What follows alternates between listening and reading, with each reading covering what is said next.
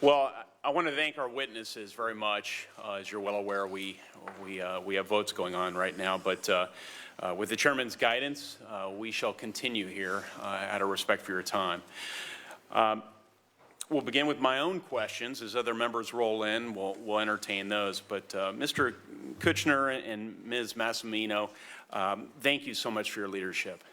This is such an important area. We're shining a national spotlight on the importance of it, and I'm just so grateful for your efforts. Do you both agree, as you work on this issue, that the State Department's annual Trafficking in Persons report is a valuable resource in your efforts to fight human trafficking and the scourge of modern slavery? Yes? Yes, absolutely, we do. I do. And presumably, you can't solve a problem if you don't know how big it is. That's right. So presumably, we want that report to be as accurate and as comprehensive as possible, right? We do. Okay. Yes. These are what we call leading questions in the profession, right? So tomorrow I plan to introduce a piece of legislation called the Department of State and United States Agency for International Development Accountability Act of 2017. The legislation is needed to provide this committee greater transparency regarding the more than 180 General Accountability Office recommendations for the Department of State and USAID that haven't been fully implemented. And among the recommendations are at least 2 or 3 recommendations pertaining to this very area about which you and so many others are passionate. The legislation will enable Congress and this committee to conduct even more effective oversight, something we can always improve upon. It would require state and USAID to provide a timeline for implementation of these anti-trafficking proposals as well as other proposals. And it would ensure that any GAO recommendation that is not implemented, we're certain as to why that is, given some rationale for that. So given the large number of open recommendations, it would be my hope that most would be implemented and that we can get bipartisan support for this effort. So I'm inviting members of both sides of the aisle to work with me on this legislation. We'll be dropping it tomorrow. I'd like to ask both of our witnesses about the growing impact of sexual exploitation, forced labor, what we generally call modern slavery, here in our own country. Some of my thinking on this issue is informed by good work that has been done in my own state of Indiana. With the leadership of the Indiana Attorney General, our former U.S. Attorney, and now so many other stakeholders in our state, we have put together a report in our state, the 2016 Indiana State Report on Human Trafficking. Typically, we ask for unanimous consent to enter this into the record. I consent to have it entered into the record. And I think this will be instructive to further your efforts and those of others who are working on this issue. This was the product, this report and the related initiatives in my own state of Indiana. Was a product of a public-private partnership to address the unique challenges that our state and others are facing. The report indicates that the Coalition of Service Providers served 178 trafficked youth in 2016 alone. 178 people in my home state of Indiana. Of those youth under age 21 served by Indiana providers statewide in 2016, nearly all were girls, 94%. As a father of 3 young girls, I feel particularly passionate about the need to address this. But I note that this is something that afflicts both genders as well.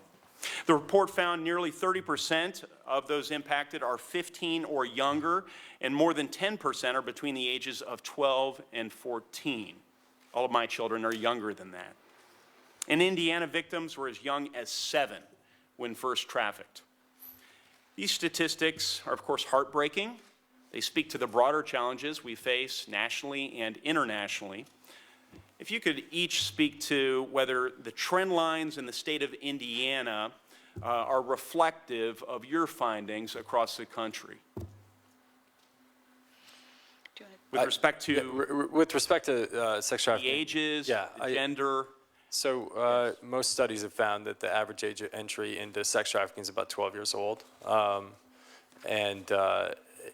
think most of the numbers that you're finding in your state are accurate. I would, relative to the legislation that you were alluding to earlier, I would like to ask, then what? So we measure it, we know it's a problem, but then what? And then what are the consequences if the reporting isn't there? And what is the consequences if they don't use the tools, if the tools aren't being used? I'm just curious about that relative to that legislation. I'd be happy to indulge that question. So working with the chairman and the ranking member and people on both sides of the aisle, I think we should make every effort to make sure that the State Department has a specific, concrete plan of action, comprehensive in nature, that would arrest this problem internationally, since that's the focus of the State Department. We also need to have a domestic, a range of solutions to this. And then we need to resource. We need to resource our action plans at the state level, at the federal level. I know that's been a point of emphasis in your own testimony. Here on this committee, perhaps the first step is to see that members on both sides of the aisle continue to work to push an authorizing bill, something the chairman has really shown some leadership on recently, and to the extent we can include human trafficking and other things moving forward on that, that's part answer to your question. So, Ms. Massimino, do you have additional thoughts on the trend lines in Indiana versus the country? I do. I do think those are reflective of what we see. I also want to say I think it's really important, this state-level focus on trafficking. This, as I said, is a big global problem, very complex, and there are lots of different ways we need to tackle it. But it's really quite important. That sounds like extraordinary leadership at the state level to be tackling these issues really kind of close to home. And, one of the things that you heard from both of us is the importance of, reporting is for the purpose of being able to measure progress, right? And to get data so you know what strategies are working. One of the things that Human Rights First has been really focused on is making sure that state and federal law enforcement have the resources that they need to go after higher up in the food chain, if you will, of these criminal enterprises that are exploiting people, both on labor and sex trafficking. Labor trafficking cases are a much smaller percentage of the overall prosecutions that happen, but they're a greater percentage of victims that are in the labor trafficking area. And they're much more complex and expensive cases to bring, but they're really important. And I think that Congress should pay particular attention to making sure that these human trafficking prosecution units are well funded and can work in coalition at the state and local and federal level law enforcement to integrate the solutions to those problems. You also mentioned the public-private partnership piece. I did, and that was my next question, so thank you for anticipating it, so that I don't have to cut into the chairman's time now that he's re-entered the room. Maybe you could speak to the importance of that, each of you. I know, Mr. Kutcher, you mentioned it in your testimony as well. IPATH is the Indiana State Report on Human Trafficking, and the entity it created to help fight this scourge in our own state. It's a not-for-profit initiative. There are over 75 organizations statewide focused on collectively addressing this issue, and perhaps you could speak to the importance of these sorts of public-private partnerships in addressing modern slavery, each of you. Thank you. Sure. Just to touch on the point that Elise was making, I think another thing that shouldn't be lost is the focus on demand prosecution in the space. These are victims. you said it yourself, that these kids are 12 years old, 13 years old. Yeah. That's not a criminal, that's a victim of a crime. And if we're not prosecuting the buyers, if we're not prosecuting the traffickers, not just for trafficking, but that's statutory rape. And it should be treated as statutory rape and prosecuted as rape. And I don't think that we do a good enough job yet of addressing that issue in that way. Do either of you have thoughts on what we might do to bring more of these individuals to justice, to prosecute them? Well, it's my understanding that there's an initiative underway currently that will address this within the judiciary system, and I think that the best thing that we can do is to support that initiative. Continue to support that. Yeah. I think also making sure that these safe harbor provisions that have had so much bipartisan support here in Congress that would protect, treat victims like victims are very, very important. The public-private partnership aspect of this, I think, is absolutely key. You know, there's a lot that government can do and should be doing, that all governments globally should be doing and collaborating together on this. But as Ashton pointed out, the supply chain issue, the pipeline into slavery, we have to be looking at that. And so I would say the public, there should be kind of 3 Ps in this public-private partnership. It should be also the private sector companies, American companies in particular. You know, when I talk about American leadership on this issue, I don't just mean the American government. I mean all of us. And in many places in the world, American companies are the American brand. So making sure that we enlist those companies, especially now that you all have passed legislation that amends the Tariff Act, which for decades allowed for this importation of child-made and slave-made labor through this consumptive demand loophole that was in existence. You have closed that loophole down, and that is a potentially transformational thing in the world of human trafficking. Now we have to make sure that that it's enforced, that the Department of Homeland Security enforces it, that companies understand what they need to do. And most companies don't want anything to do with slavery, but many of them don't understand what they need to do to look at their supply chains and make sure that there's no forced labor in there or no child labor. So we have to come together to talk about that. And one of the things that you all could do, a report was due to you from the Department of Homeland Security, I think back in August, on how they're implementing this very important new provision that you passed, and it hasn't been submitted yet. So I would urge you to ask for that, and we would love to come in and talk with you about it.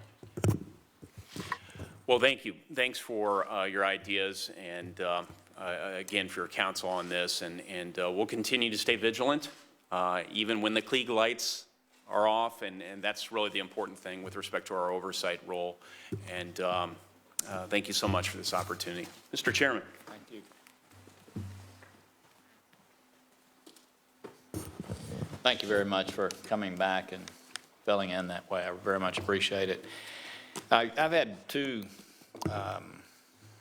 experiences, I guess, that had a big impact on me. One was hearing the statement of someone in the audience, Louis Giglio, speaking to his congregation saying, "If not you, who?"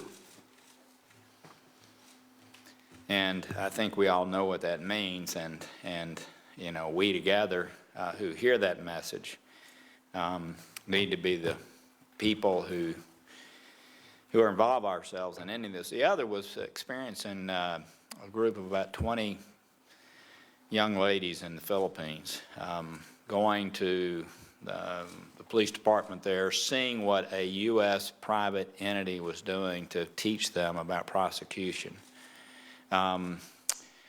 seeing how this is a crime of opportunity. Most people think this is largely the mafia, and they definitely are involved, but it's really, as you both know, a lot of small business people that take advantage. They have dominion over people, and they use this to make money.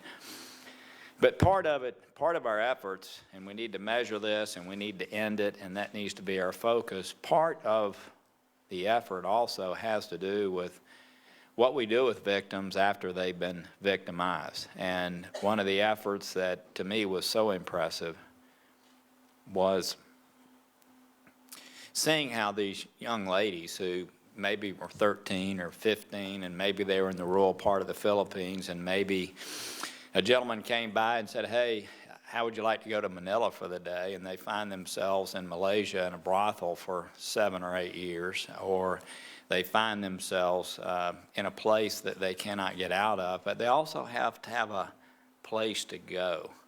They have to have a place to be protected from people who otherwise would kill them for testifying against them. They've got to have a way of coming back into society. Could you speak to personal experiences there and what we need to do as a nation working with others to address that component also? Sure.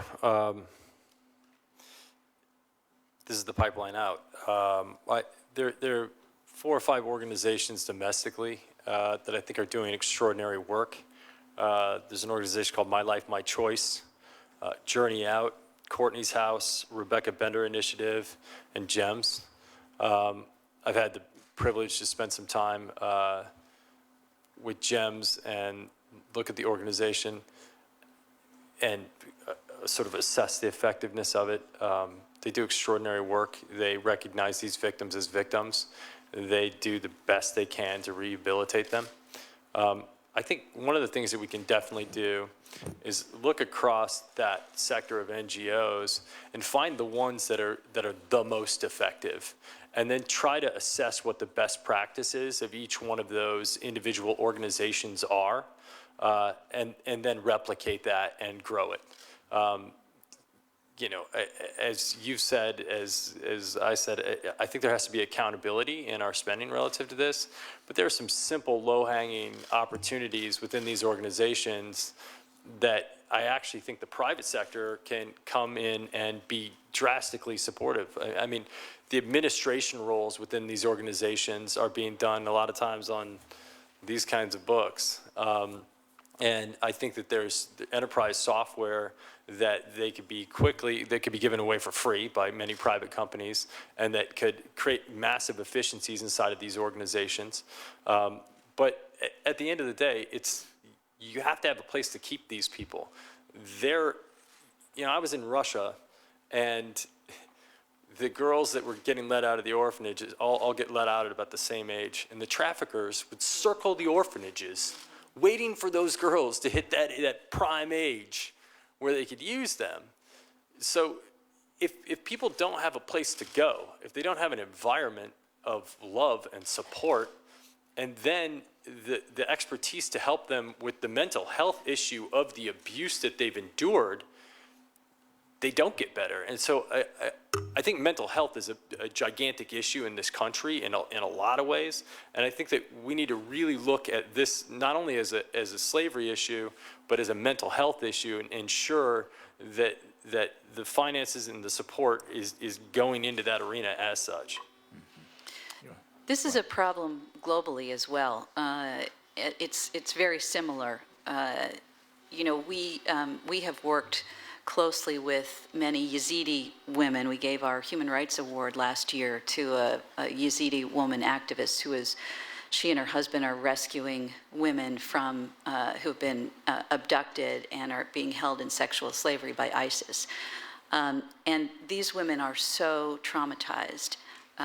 They're now barred from coming here under this order, but they have said, if you can't save us from this, then just bomb us, because we can't survive this. And, you know, one of the things that I think the United States could be doing there, they need mental health services desperately, even if they can't come here to get them. And I think there's more that we could be doing to fund organizations that can provide those kinds of services to women who have suffered just unspeakable horror. Many of them are children. Thank you. Senator Menendez is back, and he was the lead other sponsor of this legislation, and has been my friend and certainly an advocate for victims and human rights. So I thank you and look forward to your questions. Thank you, Mr. Chairman. First, I'd ask to submit into the record Human Rights First's blueprint for Congress, how to dismantle the business of human trafficking. Without objection. Mr. Chairman, first of all, let me say that my experience in the Senate, I was speaking to Senator Young yesterday about the difference between the House and the Senate, where we've both have served, is the fundamental difference is that one senator committed to an idea or an ideal and willing to fight for it can create change. You did that in the context of human trafficking. You made it a singular issue. You were focused on it like a laser beam. I'm glad to have worked with you on it, but clearly you deserve the credit, and it's the embodiment of what you can do in the Senate when you choose to do so. I want to salute you on that. I've listened to both of your testimony with great interest, and we're having a major caucus on Russia right now, but this is important. I have questions for both of you, and I hope to get through it in my time. Maybe the chairman will be a little generous with the time. Take as much time as you wish. All right, thank you. I appreciate it. I won't do that, but I do have some questions. Ms. Massimino, as you know, there have been serious questions both on the Foreign Relations Committee and civil society organizations regarding the integrity of the past 2 years Trafficking in Persons report. To me, that report is the gold standard, and I want to show why it's so important. Mr. Kutcher said the reports are important, but what do we do with them? He's right. But reports begin a template for how we judge countries in the world. The amendment that I got into law, which now denies a country who is in Tier 3 of trafficking any preferential access to the United States in terms of any trade agreement, is incredibly important, a powerful tool, but of course we need the right type of reporting to ensure that those who are in that category don't get arbitrarily and capriciously removed from that category unless they've done the things that are necessary to, in fact, be removed from it, which would be good for the victims of trafficking in their countries, because that means they will have improved their standards. Now, I introduced legislation, bipartisan legislation with Senator Rubio and Senator Kaine and Senator Gardner that makes sweeping reforms to restore the integrity to the Trafficking in Persons ranking process. I know and I believe there is bipartisan consensus that reforming the ranking process is a priority that we should address early in this Congress. Can you speak to, number one, your organization's reactions to the 2015-16 TIP report, and what damage, if any, do you think that created, and to the importance of the integrity of the TIP report as a foundational issue for us globally to challenge countries in the world to do what we think they should be doing to end modern-day slavery? Yes, absolutely, and thank you very much for your leadership on that legislation and on the TIP report. Human Rights First has focused a lot of attention over many years on reports coming out of the State Department that have been mandated by Congress, and why it's important for those reports to be basically just the facts, not colored by political considerations. For many years, the State Department country reports annually, we did a critique of those because we felt that there was too much political influence going in across, administrations from different parties, but there was too much political influence and other concerns going into kind of shading the facts in those reports. So we've been very vigilant about, and I think we stopped doing that critique because we felt that the State Department country reports had improved significantly and were much more objective. The point of reports like that is really to provide a baseline for policy. They're not policy, but they're to provide a baseline for policy. And that's why it's so important that reports like the State Department country report and the TIP report are just the facts, really have, and have integrity. So we were very concerned, as many were, that there appeared to be movements of some countries up on the scale without any demonstration or transparency about what the reasons were for that. The TIP report has actually been a really important tool for diplomats and others to use. And we have instances where countries, have really been pressured to actually improve their performance as a result of the ranking process. So it's really important to have transparency about how those rankings are made, and to make sure that countries don't get a free pass just because we have other business to do with them. Yeah, and that's a concern. Yeah, and This is either as important as this committee has dictated in a bipartisan way, which means that you cannot subvert its importance because you have economic reasons with a country, maybe to some degree even security reasons with a country. Because when you do that, then you undermine the essence of the importance and the integrity of trying to end human slavery. In that regard, my legislation requires tip rankings to be contingent on concrete actions taken by a country in the preceding reporting period, and that the State Department must specify how these actions, or lack thereof, justify the ranking. A recent GAO study highlighted this as a major gap in the existing tip ranking process. Would you support such changes? yes, we would.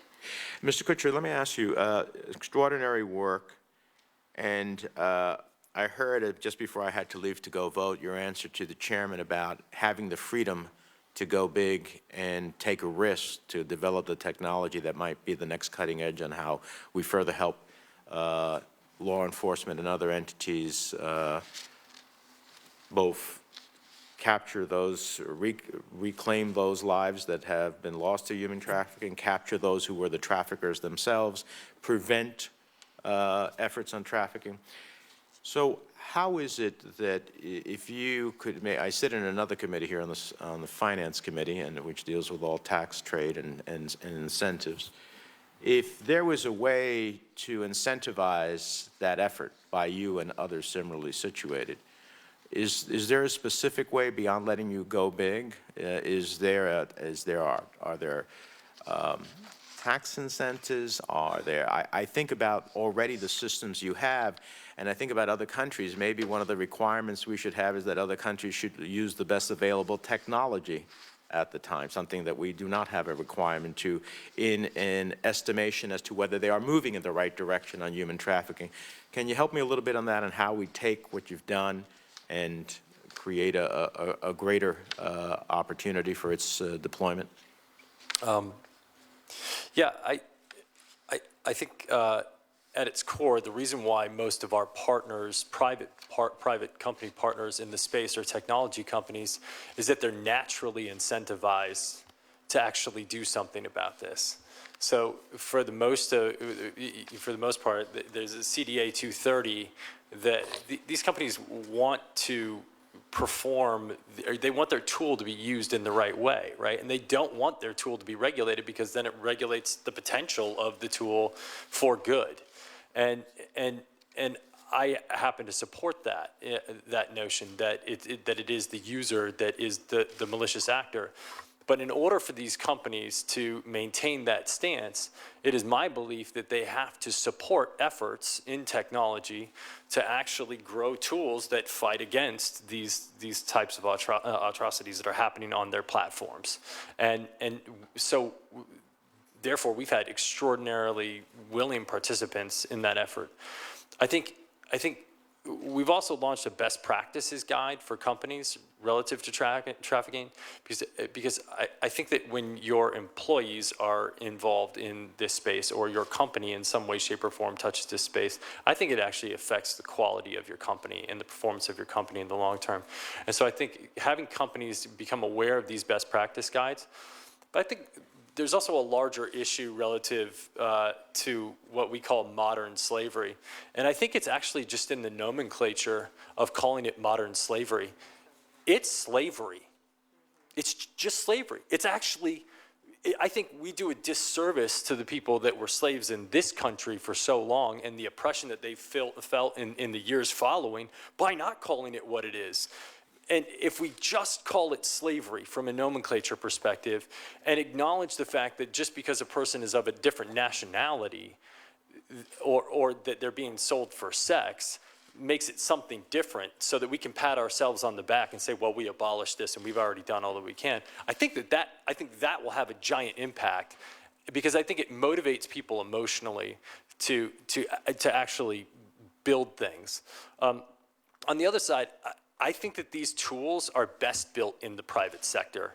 And the reason why I think that they're best built in the private sector is we're willing to take those risks. And we're willing to create that accountability. Now, when we get to the level where it's becoming a fundamental institution to solving the problem, and we have 4,000 law enforcement officials and 900 agencies using the tool, well, now we've shown its effectiveness, we've shown that it can be measured, we've shown that it can be improved, and at that point in time, I think it becomes incumbent upon the public sector to step up. We give our tools away for free. They're 100% free. I look at it like Facebook. We grow, grow, grow, grow, grow, and at some point in time, we can turn on a revenue model that creates sustainability within our organization. So I think they're best incubated in the private sector, but at a certain point, the public sector needs to recognize that tool works. We need that tool. It's effective, and we can leverage it domestically and internationally to behoove everyone. Thank you. And finally, Ms. Massimino, let me ask you, your testimony noted a new provision in the bill that myself, Senator Rubio, and others have introduced that requires the multilateral development banks to conduct a human trafficking risk assessment for projects in Tier 2 watch list or Tier 3 countries as a condition of U.S. support. Now, it's my hope that these assessments can draw together a wide variety of stakeholders from international civil society organizations, local communities, law enforcement, and others to ensure that development bank projects work to combat human trafficking wherever possible. I hope that as part of that, organizations such as yours would be called upon by the multilateral development banks. But it seems to me that we have done a few things here that are important, but we have a lot more tools at our disposition that we can use. And the multilateral development banks, having a strong tip report, thinking about how we incentivize the technology, either by allowing it to be free, as you suggested, in terms of its ability to go big, thinking about the privacy elements so that we ultimately don't constrain it in a way that is unnecessary, and maybe even looking at other countries and saying one of the ways in which we'll test whether or not you're moving in the right direction is, are you employing the latest available technologies that can help you? And so I appreciate what we've gleaned from both of your testimony and look forward to continuing to work with you. Do you have a comment? I just want to underscore that I think, this provision that you've talked about with the requiring an assessment of implementation of anti-trafficking in order to, with the development banks, I think is just part of this, what we've been talking about, how you take the data and use it to leverage change. I completely agree with you, Senator, that we have a lot of tools that are not being fully used to tackle this big problem. And a lot of what you all have done here has moved the ball forward between the federal acquisition regulations and the statute seeking to implement that, making sure that the changes to the Tariff Act get implemented. There's a lot that this body can do to take those tools and make sure that they're being fully exploited for good. And that takes a lot of attention. It sometimes takes money, but if we can pull this all together, I think that's the way that we're really going to make a dent in this problem. Thank you, and I see my Thank you. help me write the bill, and I appreciate his support alongside me. Thank you both for being here, and I'm sure the chairman told you he had to go vote. He'll be back any minute now, but let me just start. I know you've talked about the integrity and the trafficking in persons report, and I don't know what's been discussed already, but one of the points I've made, this is always an issue when it comes to human rights, and that is the balance between our geopolitical relations and information about potential allies that is embarrassing. And I think you would both concur that, first of all, the Trafficking in Persons report, a lot of people think about it as just a piece of paper the U.S. government publishes, but it has in fact been impactful. Part of our role here is to shame those who are less than cooperative in the efforts to tackle this including people here at home, but also governments abroad.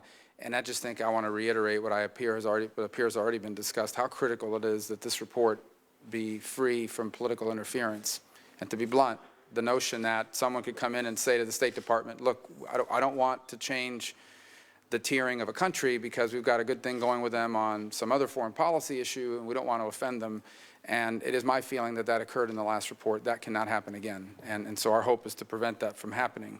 And I would imagine every advocate out there believes that as well. These issues are, especially since we as a nation are also hopefully being honest about our own internal problems with regards to that. And that, the first thing I want to talk about, Mr. Kutcher, is the Thorn website. And again, you may have talked about this already, it may have been asked, and I apologize, but the website talks about people using the internet to share child abuse material are doing so with seemingly low risk of getting caught.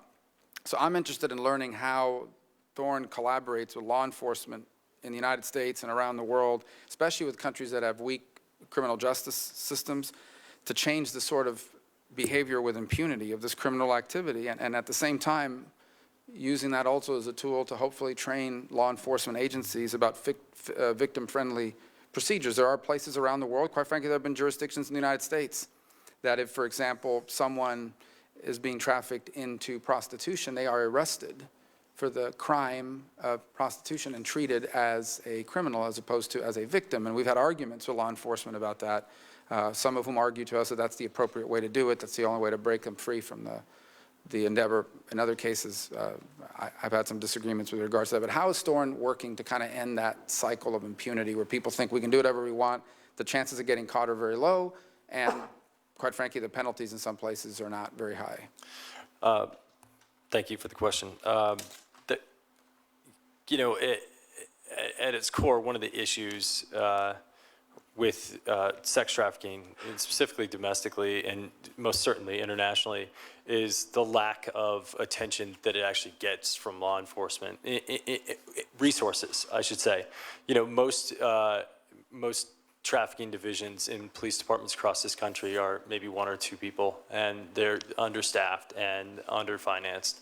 And so they really are when we first went in, we were looking at the tools that they were using, and they were going into chat rooms and trying to strike up conversations with traffickers or trafficking victims in order to get leads on investigation. So we saw, and specifically relative to minors, that if we could create a platform or a tool that helped them prioritize their caseload by understanding what we call a maturity score of the victim, we could help get the victims as early as possible out of the system, and as young as possible out of the system first.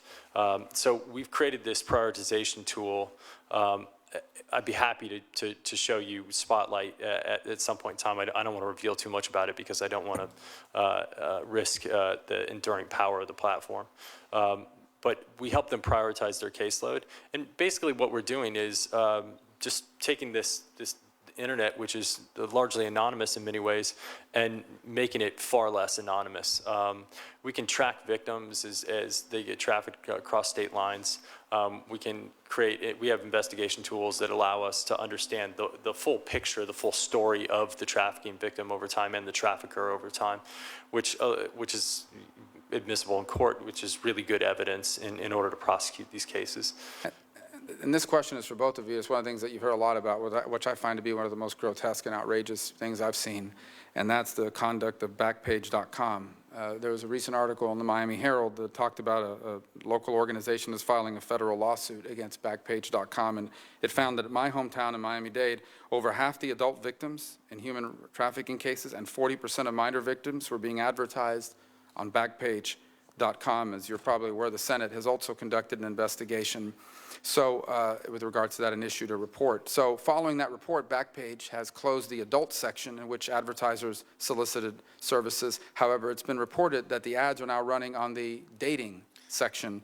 And some are now asserting, and I agree, that this is nothing more than a publicity stunt. And I would welcome both of you to comment on that change. And in the end, didn't they just change the name of the same activity? So, this has been happening long before Backpage. I think 6 years ago, I started going after the Village Voice for advertising sex on their platform. And actually, the way I went after them is I went after their advertisers and said, hey, do you know that this is happening? And the advertisers quickly pulled back, and the Village Voice had started to have some issues relative to that.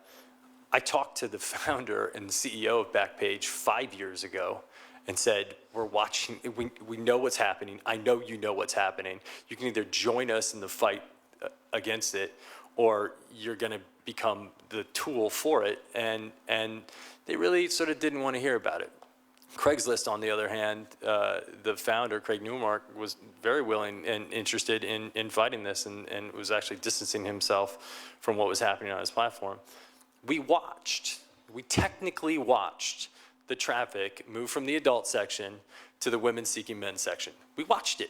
We analytically watched it happen moments after it was shut down. Moments. So, you know, you look at it and you go, it's a game of whack-a-mole, right? And the only question that we have is, it's not relative to censoring it, it's not relative to shutting down the internet, it's relative to, can we build the tools that are better than their tools to fight what's happening? There are sites in the United States that do this other than Backpage, a lot of them, in fact. There are sites internationally that are doing this, that are other sites. It's happening all over the place. It's been happening for decades in print media. We're now just recognizing it for what it is, and I think that that's the most important part. And secondarily to that is let's build the tools, let's finance the tools, and let's deploy the tools to fight back.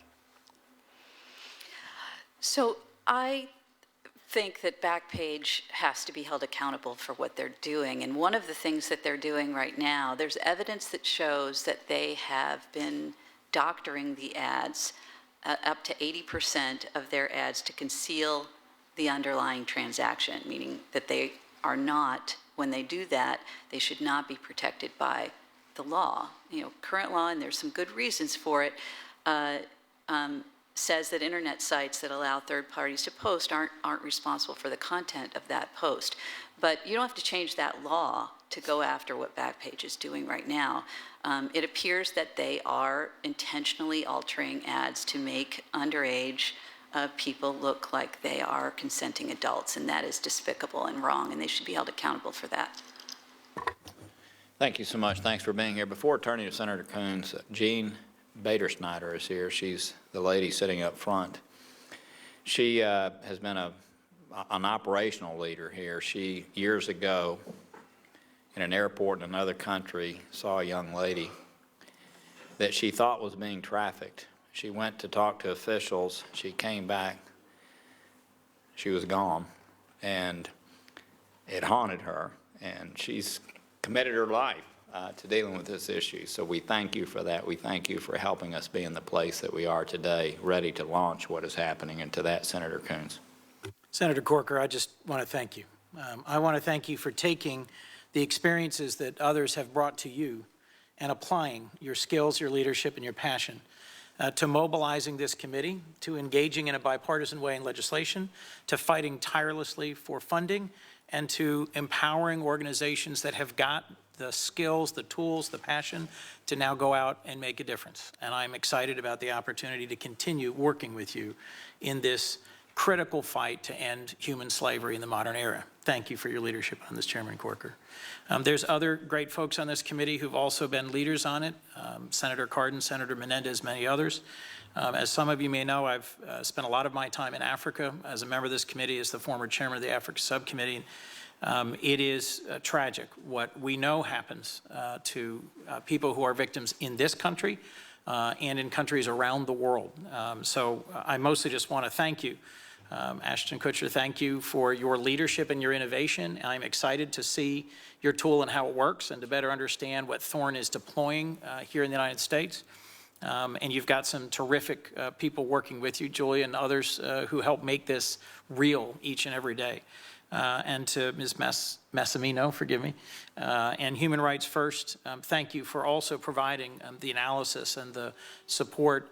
There are a lot of great organizations in this space. We need many, many more. The scope of this problem dwarfs the resources we currently have deployed against it. But Look, there are days here that are somewhat partisan and where it's somewhat frustrating and we don't get as much done as we'd like. This is a moment that is worth focusing on because it is a moment where we can recognize significant progress.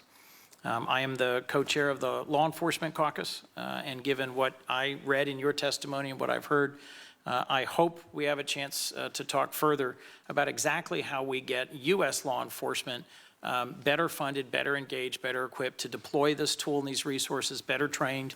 In my previous life, I was responsible for a county police force, and I'm confident that they don't have as much in the way of resources as they would need, and we were a county that was bisected by I-95, and where on a regular basis we had homeless and runaway kids, we had victims of domestic violence, and I'm certain of trafficking as well, and yet could have done much more with more resources. We had one officer who did what you're talking about, went into chat rooms, tried to gather evidence, tried to help pursue and prosecute child prostitution, child pornography cases. A very dedicated, very loyal, very skilled officer. There are a few more resources today, but still far below what it should be. So I just have 3 questions, if I might. First, I'm interested in how we can expand Thorne's model globally, because I think you've made a significant impact so far. But if you look at the level of resources and training and access in U.S. law enforcement, as we all know, in the developing world, law enforcement, courts, transparency are significantly less resourced. So I'd be interested in hearing how you think further investment by the United States government in the End Modern Slavery Initiative might inspire engagement from our private sector. And I think it is exciting, the digital partners and the information technology partners, Susan and others that you've brought to the table here. How might more investment in our appropriations leverage significant increased resources from the private sector? And then second, what are the limits to Spotlight internationally? What are the challenges you face in trying to really scale this up, but in countries where mobile technology is now widely available, but where the transparency, reliability of the law enforcement system is significantly below what we would hope and expect? And then just on a personal enthusiasm, a whole group of us worked together last year, Senators Flake and Menendez and Portman and Merkley, to pass the End Wildlife Trafficking Act. Wildlife trafficking is often viewed separately from human trafficking, but it's really not. And the criminal networks that benefit from wildlife trafficking, from killing and then selling parts, whether it's rhino horn or elephant tusk or pangolins or many others, are often exactly the same criminal networks that are involved in trafficking people. And so how could we reinforce those 2 efforts, which at times engage completely separate NGOs, but really with the same goal, which is to end grotesque criminal activity that destroys and denigrates wildlife and whole communities and enslaves people? Ashton, to the first questions about how we might invest more and extend the reach. Sure. We have 2 tools that I talked about today that are built, and several others that are built and already deployed. As I mentioned, the heavy lifting to a certain extent is done. The key to the ongoing success of the tools is continuing to iterate on those tools and make them better over time. Senator Rubio mentioned Backpage. They shut down one section of their site and another section pops up. These things become incumbent upon us having a malleable tool that can effectively work in all markets. But now that the database is built and the algorithm is built relative to understanding and the contextual understanding of this content, our expansion internationally is relatively simple in so much as we just need to find the environments that are being utilized for trafficking in those spaces and put them into our engine. Now, the trick, which you alluded to relative to the limits on that, is there are some countries where this platform probably won't work. But it's incumbent upon us to build the next tool that will work there. A lot of this trafficking and the exchange, the advertisement of sex slavery, happens online. in some sense, there's a benefit to that, right? Because in some ways it could be tracked. But building the tool relative to that specific market isn't trivial. We're currently working with international partners. Canada is using our Spotlight tool. We're talking to the UK about using our Spotlight tool. We think it'll be very effective in those markets. And our Solus dark web tool is being used in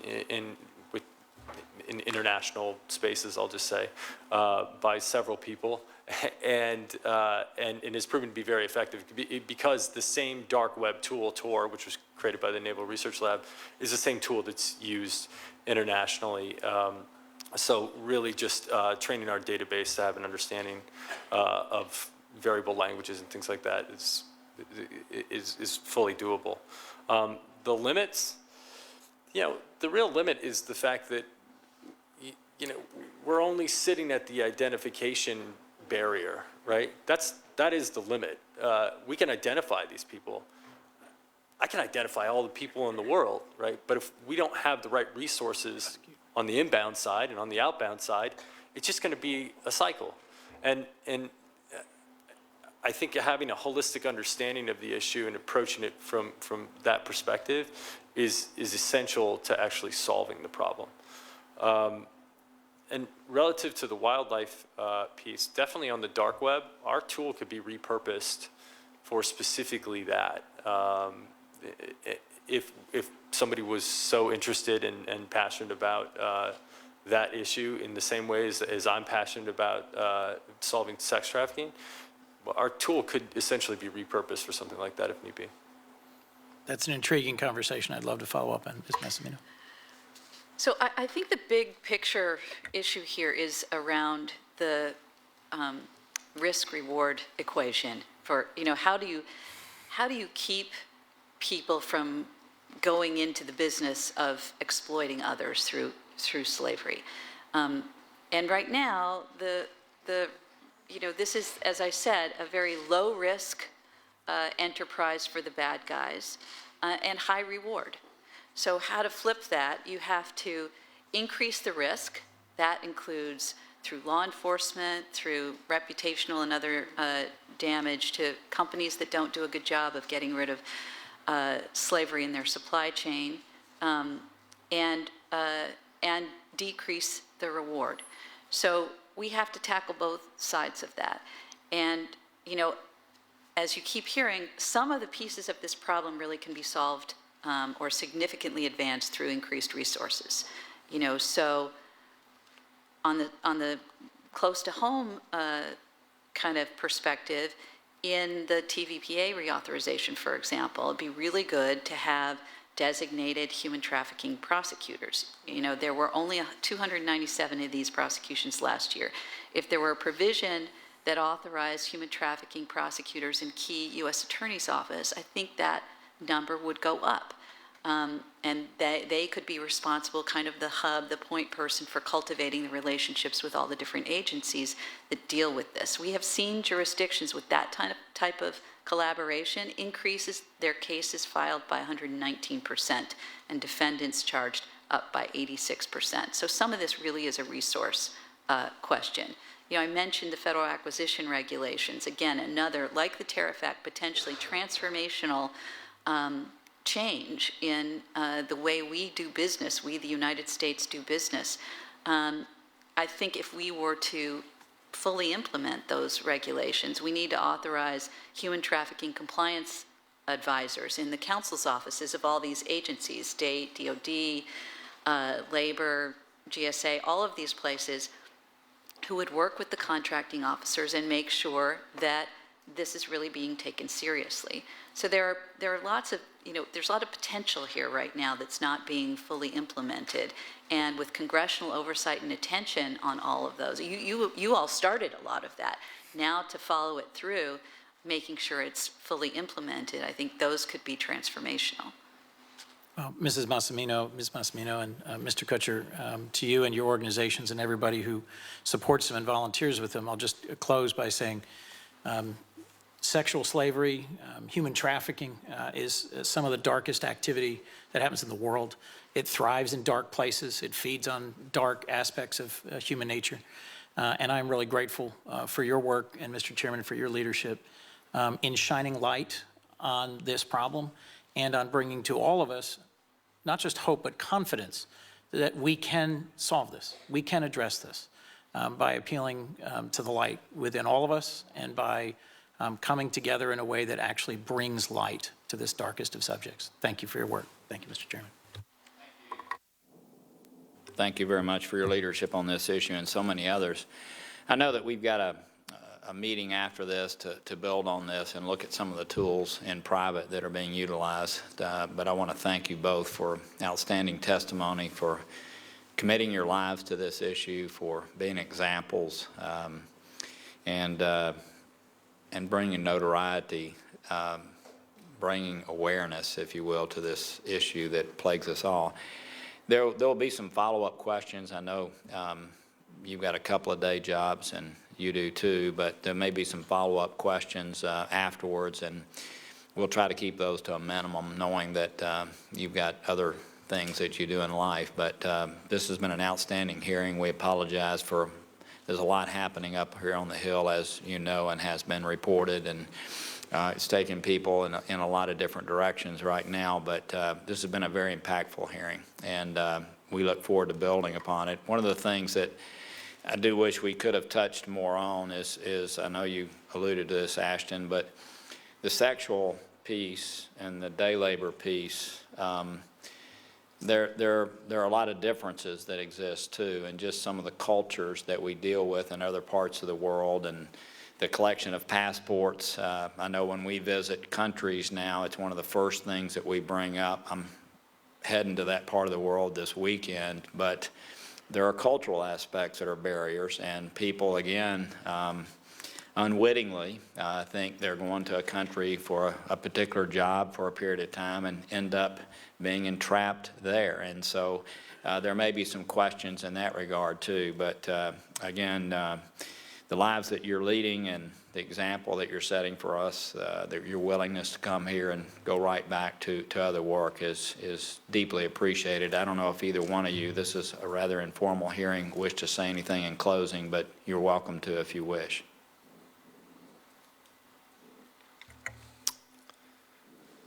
I'd just like to say thank you. As I mentioned before, this is one of the greatest honors of my life. And I know the work that you all do is strife with conflict and headlines that dominate your time and pull you in directions that oftentimes you don't even want to go. But if we really care about ending slavery, if we really care about doing the right thing here, we'll realize that there will be negative repercussions of our actions. And I think the biggest thing that I got out of being here today, I got reminded of a story a friend of mine told me about a rabbi named Hillel, who was asked to explain the Torah while standing on one leg. And he said, "Love thy neighbor as thyself. Everything else is just commentary." Lisa.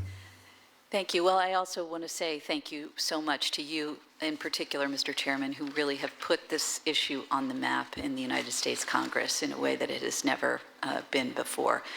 And now using that awareness, that growing awareness that we all have to end modern slavery. You know, I think it was Senator McCain who said this is not a pretty topic, and a lot of people, particularly Americans, don't like to think about it, don't want to talk about it, and would rather pretend that it doesn't exist. And particularly don't want to see the ways in which we're all complicit in this problem. So you have made that harder for people. And I want to thank you and all the members of the committee who have done so much to make people uncomfortable about this issue. And that's where it starts, So thank you very much. Thank you both. Been outstanding. We're going to walk across the hall, I think, and view how some of this that you have developed works so well. We thank you for that. The meeting is adjourned.